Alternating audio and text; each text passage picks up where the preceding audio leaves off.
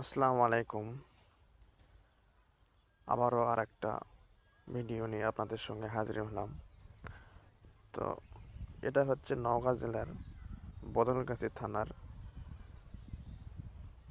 থেকে আমি একটা কন্টেন্ট ভিডিও বা ফসলের একটা ভিডিও দেখানোর চেষ্টা করেছি।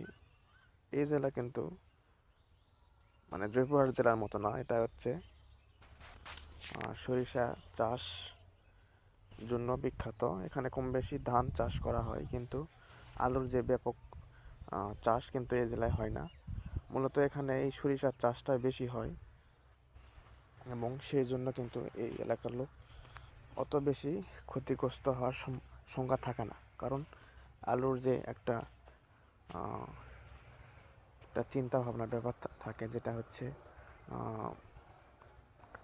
আশানুরূপ ফল পাওয়া বা দাম পাওয়া একটা ব্যাপার স্যাপার থাকে, কিন্তু এই সরিষা কিন্তু তুলনামূলকভাবে অতটা লস আর কি দেখায় না।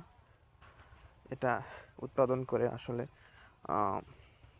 ক্ষতি তেমন বেশি হয় না।